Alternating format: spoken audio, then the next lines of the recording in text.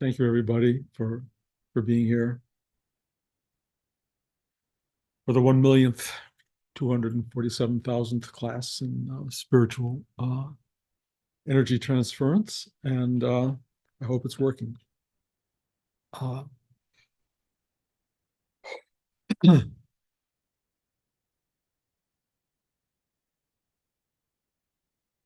One of the things I really picked up in the Rudy broadcast that Bob Singh provided a couple of weeks ago was this idea that when times get tough, we need to get tougher.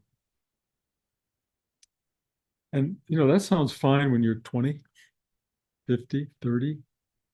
But when you hit 80, what does tough mean? And in the end, what is tough, period? Because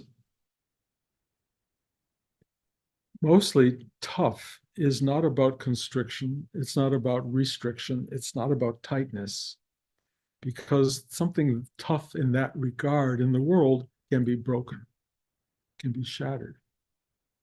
Spiritual toughness is really different than that.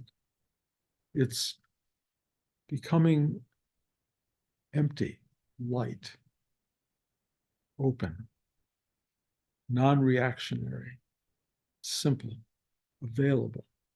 It's something that is actually incredibly hard to do, because not a lot of people do it. That's why I say it's hard. But it's really not hard. It's just something that you do. More importantly, it's something that you are. All of us are born with the ability to be something that is, in a sense, indestructible. It doesn't mean you don't get slammed against the wall. It doesn't mean you don't suffer, you don't hurt. It just means that the you that reacts to that is resilient beyond understanding. You just go like that. My mother-in-law, Fanny's response, as I've shown you many times, to life at the last minutes of her life was, and that is ultimately strength incarnate. The ability to go yes to what is how to meet the world that is getting more and more difficult, perhaps, with less reactivity, with less anger. It doesn't mean you perhaps won't be fearing it. As I said last week in my talk about, yea, though I walk through the valley of the shadow of death, I will fear no evil, even though I'll be shitting in my pants every step of the way. That's Rudy's line. And that means we are human beings, and we get scared, and life is hard, and life can be difficult. But when it gets tough, you have to find the mechanism for being tougher and for rewiring the idea of the word tough as resistant and structured and tense and defiant. It's not exactly that. It's really, thy will be done. How do you get there? Well, you don't just do it like that. You don't do it overnight, because it's, as Rudy would say, a life's work, a life's practice to arrive at a place where you can go, okay, to the most difficult, most demanding, most threatening, most frightening thing there is, whatever that may be. Mostly we'll call it death or suffering or whatever it is we have in front of us that really makes us want to run the other way. And we all have that. Everybody has that. We want to run away from our suffering. We want to run away from a world that brings about suffering. We want to run toward something that will take us in and comfort us. Well, it's there. It's really there. It's a surrendering act. It's asking for help to surrender to this inside space that really opens and embraces totality. And in a way, that deep space, that quiet space, that simple, gentle space is as tough as it gets in the world.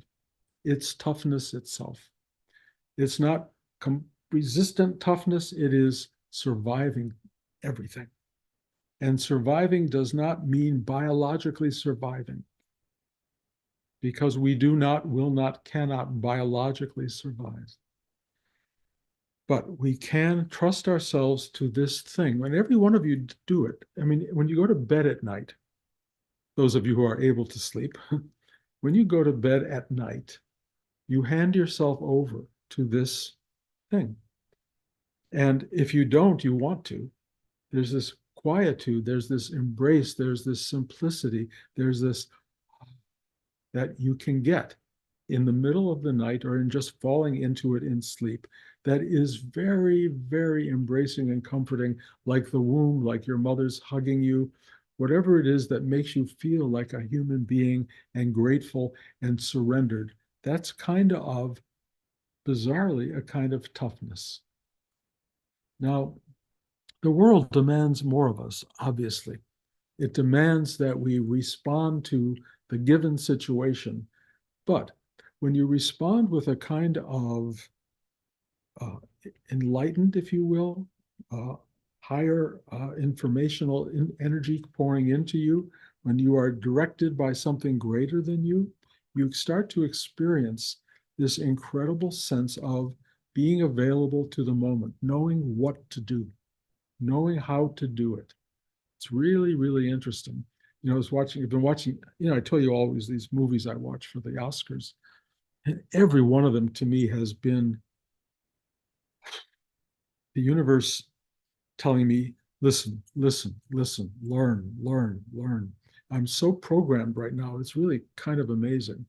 And I watched one last night, not one that was nominated, but it's quite powerful, about Stephen Curry, a basketball player. You may know him for the um, Golden State Warriors. And what was so incredible about it was how tough life got for him in trying to make a shot that would win a game, and how intense it was, and how the roar of the crowd wanting him to get this thing, and how his desire to be there and find that shot and make it all happen. And what happens, and you watch him in the film, you watch him disappear in a way. He is not the person making the shot is making the shot. It's his flow in the environment that does what needs to get done. It's very powerful. And I don't think he can articulate it. I don't think he knows what it is he's doing, but he's doing it. We can live like that. We can live in the dance of life where you have to respond quickly and endlessly all the time to every little thing that's going on around you, with the ability to go, three-pointer. He does it over and over. And you watch that and you go, a human being can do that. And they have every reason not to be able to do it. And there's one game that they are playing where he passes the ball in the last 2 seconds to another player. And this is for for a championship almost. And the guy gets the ball and he goes like that. And you can tell he's tense. He knows it's the last 2 seconds. This is it. And he misses. And they lose the game. And they show him 15 years later, and he's still suffering from that loss, from what happens when the flow does not serve you, when the flow is not coming through, where you are not in the embrace of something that will do it all in a way. We become lost in our humanity and our lack of self. But what happens to this person, because I watched him in the movie, he has become incredibly human, incredibly vulnerable, so strangely available and open. So he takes this thing, and it's years later, and he's still suffering from it, but he has become tender to himself. He has become deeply, deeply open. Stefan, who has been going through a hard time in the world of basketball, suddenly was losing his ability to get 3-pointers. And that's when real spiritual work starts. Not when you're getting them, but when you lose them, when you can't get it. Who was the person who did it? How did I get it? Why am I not the basketball player that I was? And his journey really isn't the journey of getting it. It's the journey of not getting it and then finding the grace to re-enter that space, knowing that you can be a failure and you can be a success, but you are a player. You are a player. And we will all go through, every one of us, 3-pointers and missing the basket. We will all go through that and we will all learn from that. And it's really important. And the power of handling the struggle of a difficult moment is that we have to be up to the challenge. We have to be. So when times get tough, you have to get tougher. You have to be more engaged. You have to be more available, more arriving at the point where you are now really, really working, as Rudy would call, to become one with this extraordinary divine energy. A couple more stories and a few more things I want to throw into this because it's kind of all interesting and impactful. Part of the movies that two of the movies I watched were pretty horrifying. I don't know why the Oscars is throwing so much at me right now. One of them, both documentaries, one was on these two AP reporters in Mariupol, caught there the day the war started with the Russians. And they were there with their cameras. And they wanted to get out, but they couldn't. So they started shooting. And then their whole goal became get the reports out, get these images to the world, because no one knew what was happening. And they risked their lives daily to try to get something out so the world could see the horror of what was unfolding in that space. They took the worst situation where everybody was trying to find a place to live and find a place that's warm and a basement that they could stay in, and all of this horrible human disruption and horror. And they found a mission, and that was to report, share, make the humankind conscious of what humankind is. And it's not always kind. Another one, really powerful, called Bobby Wine, was about a man who ran for president of Uganda against a dictator in Uganda. And it's the story of what happens when you go against a dictator in a police state. It is so powerful, so moving, because if you ever have a reason not to stand up for the most frightening things possible and face those things, this man had every reason. He was a celebrity. He was a singer, musician. He could have left the country and said, oh, well, it's not my problem. He didn't do that. He said, this is my problem. And he stood up.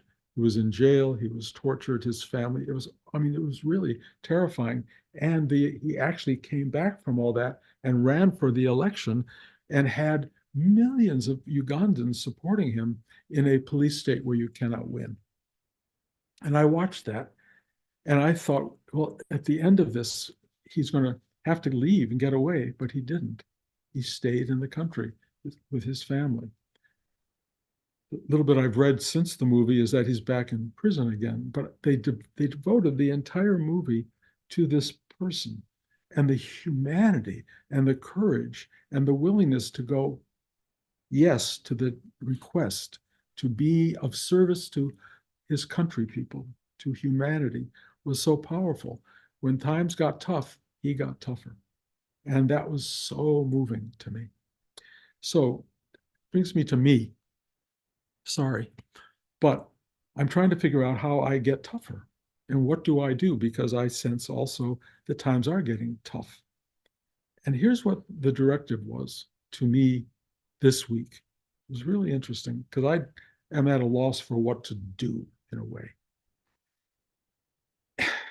And I was told I really talked about the guys upstairs. The guys upstairs are becoming more and more directive of me. And particularly since I told you that crazy cruise I went on, they have just peeled my eyes open to seeing the world. And I'm like, oh, I'm like aghast at the things I'm seeing and feeling. But I say, what do I do? And they said, sit down.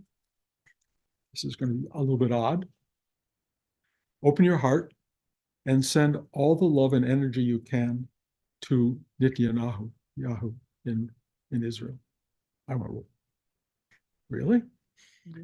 And that's what they said to do. So I sat down, and for half an hour, I just worked with this person I've never met, doing the spiritual work I do with all of us, same exact thing, finding my way into the psyche of this person, very unreceptive, as you might imagine, very dense, very concretized in many ways. And yet they said, do this, do this. And so I just kept working, and it was astoundingly beautiful. It was so potent, and the energy was rising and so strong and so available. And then at the end of it, where I thought I had achieved very little, probably, they said, now send that to the world. So I'm sitting there and just energy just pouring out to the abstraction, if you will, of mankind. Is this stupid? Is this a waste of time? Am I in my imagination? I'm telling you, my heart was so open. The flow was so potent, and I was able to serve and do this thing of loving the human being in this world, loving mankind, sending this out into the abstraction of what we are, but also knowing when we sit together, it's not that abstract. It really is real. There's real connection.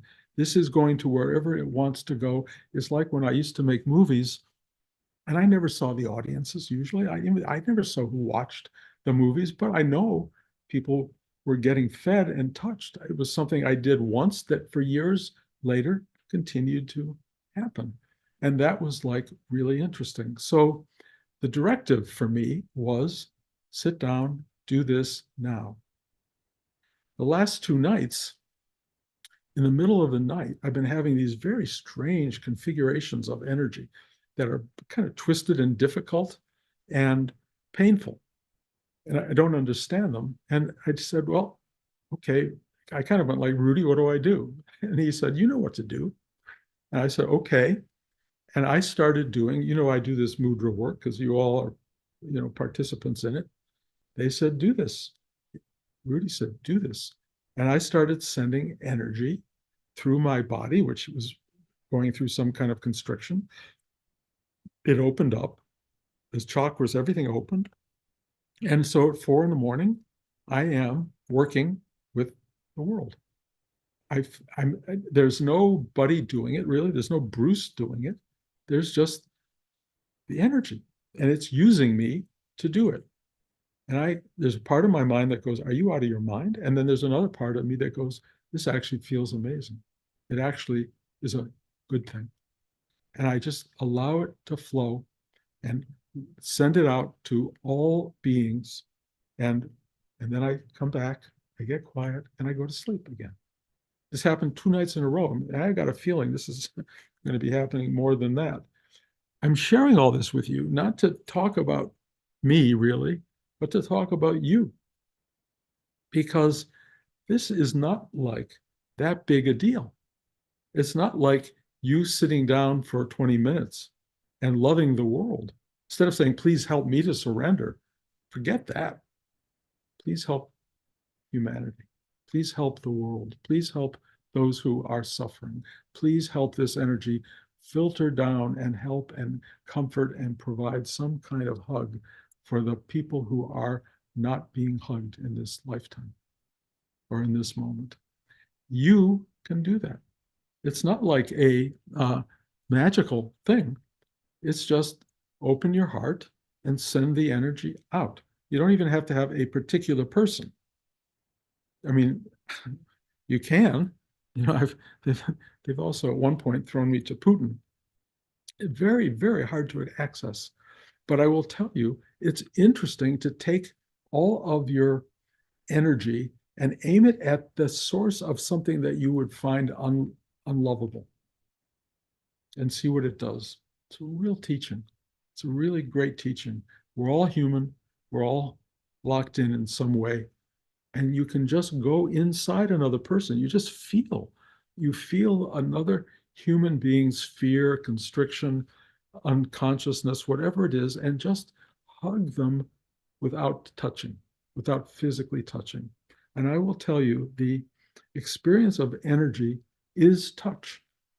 It's touch in such a remarkable way. It just doesn't have that final physicality.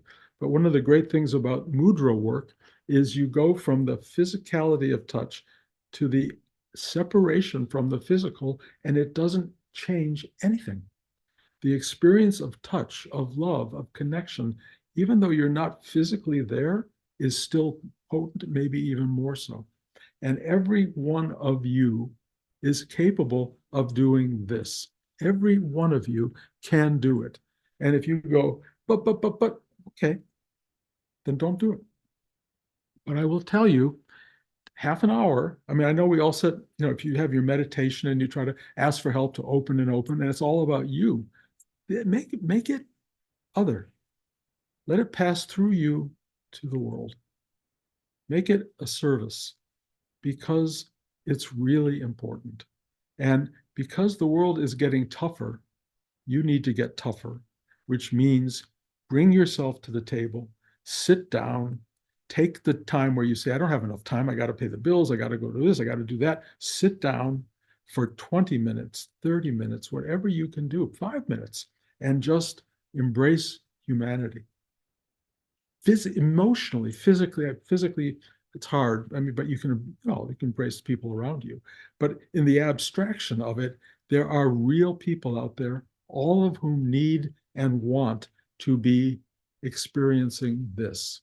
And when it goes into the atmosphere, trust me, it is present tense. And Rudy used to say, when the world gets very dark, light needs somewhere to go because it's balance. So if the world's getting very dark, then you can get very luminous. You can take all that light into yourself and you can share it with everyone. You can put it out there, be the light. It's pretty easy to say, but it is really not that hard. Your job, if you want it, guys, is take the time during the day and don't make it about you. Make it about everyone else. Everyone else. If you want to have a sense of what spirituality is, try that. When times get tough, you need to get tougher. And tougher again doesn't mean resistant and harden, and put behind, get walls built around you. It's taking down all the walls. It's taking down everything, taking down fear, taking down the fact that, you may die in the process, taking that all down and just being present to whatever arises in the world around you and giving love to serve it rather than running away and building walls. And I'm tempted to run away and build walls. So all I can tell you is I'm being told, nope, not the answer, not the answer. Won't work. Do the one thing that will work. Open, be vulnerable, be available, be human, and love the world. The end.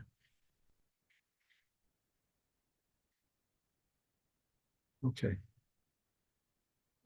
It's really important message. That's all I can tell you. I don't know what more to say.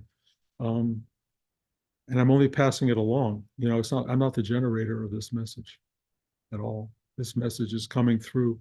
And, and I read the papers, I listen to a few commentators and I go, wow. And then the universe just closes me down and then I get pained. And then they say, take a breath, ask for help. And then they say, do this, which is love the thing that's causing you grief. Love the world. Just love it. Any questions? George? What you're expressing is but a cheat, basically. I'm not giving any names to it, George. I know no names have no meaning to me anymore, including my own, to be honest. Trying to understand myself, I have so become nobody in so many ways and know nothing. But what is coming through is whatever it wants to speak. So I'm finding I'm a vessel for that, and I've described it as a hose because it doesn't glorify it on any level. It's just a hose and the water washes and cleans. Yeah, no, but I can't put it into terms anymore. I just can't. And I know you're right about it. And there are lots of teachings that this fits into, but I'm not trying to even get it into a category. I'm trying to just say, just do this. Just go out there and do this.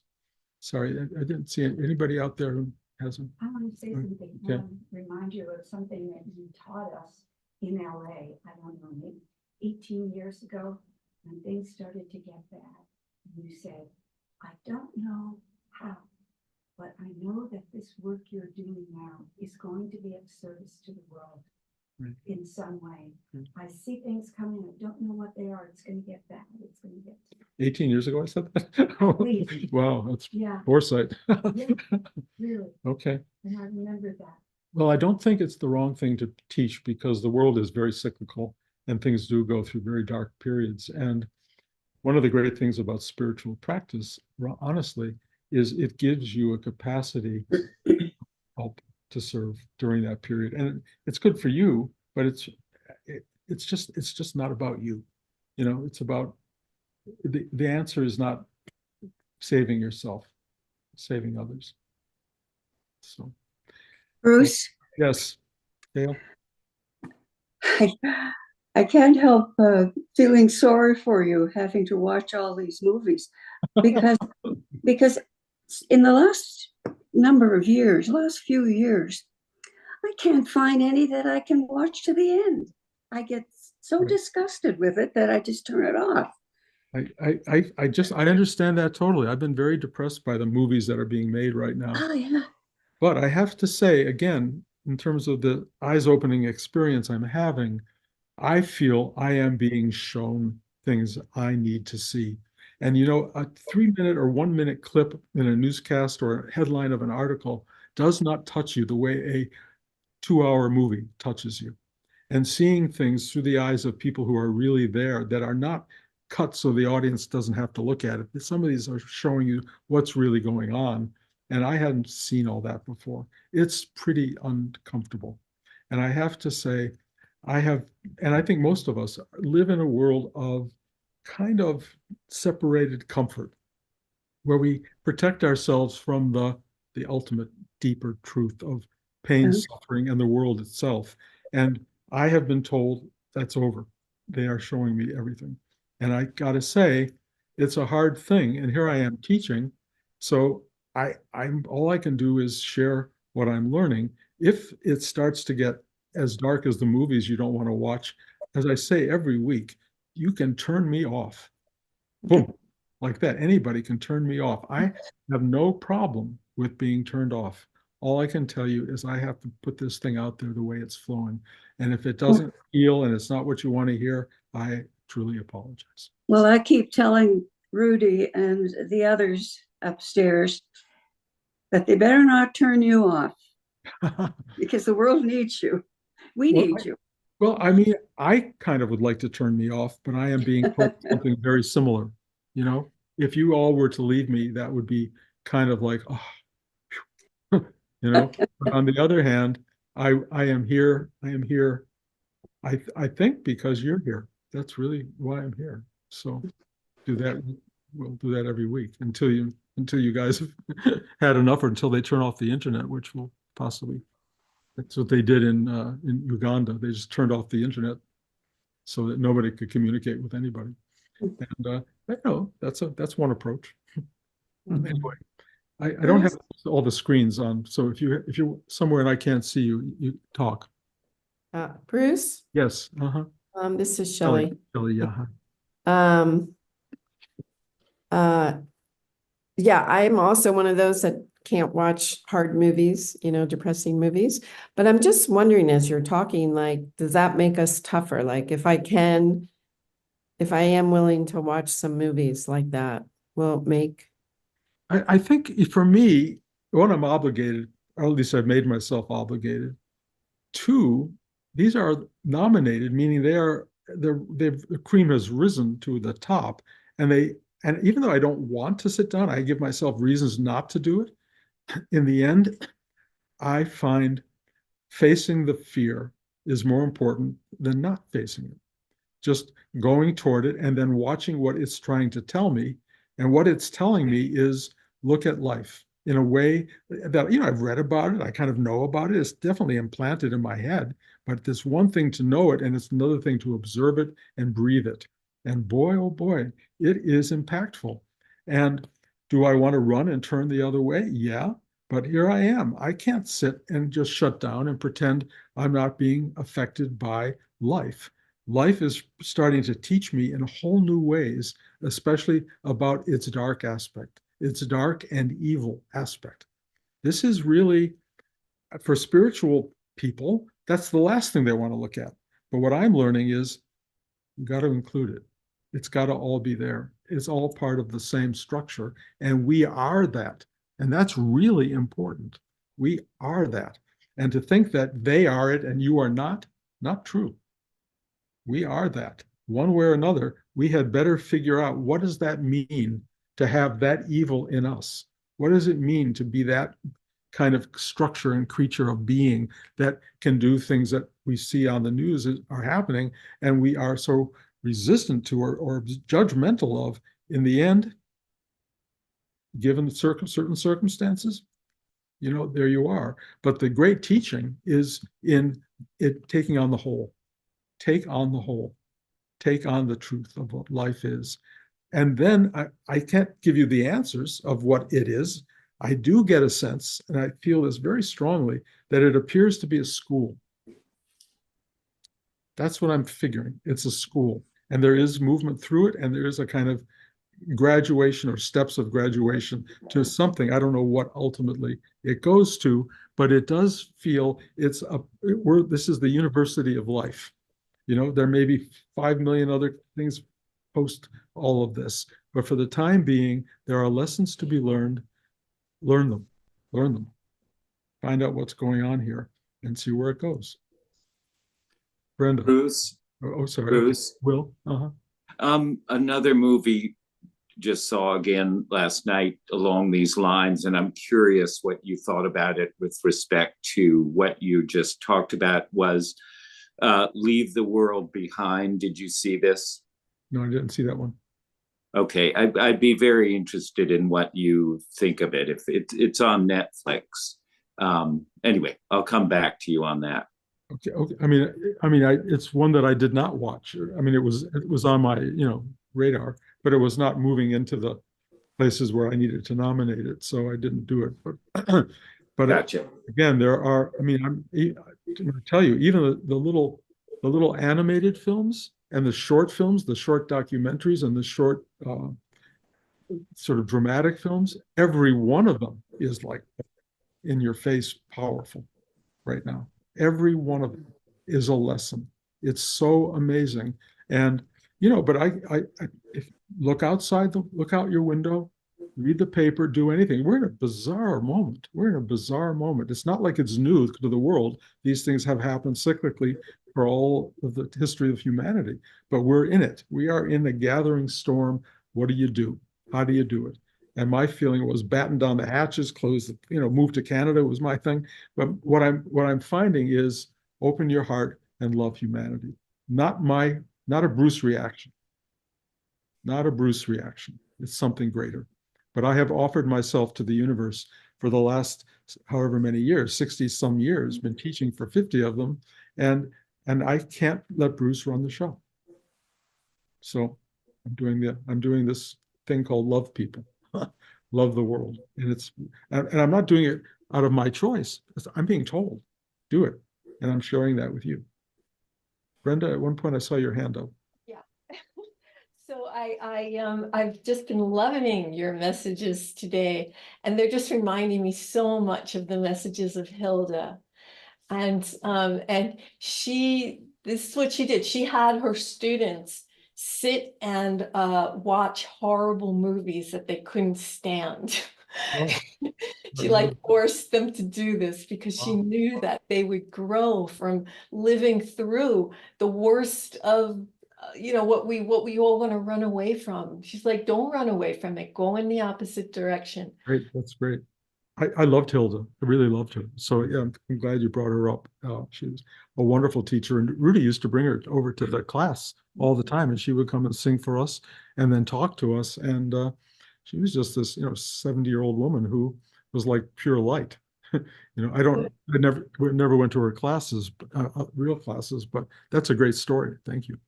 And she would just do exactly what you're saying, because I was asking the same question. Well, how do we bring this light? How do we, and you kind of answered it today. Just sit and be and let the light expand. And that's And exactly what Hilda did. and it may tell you to go to certain people.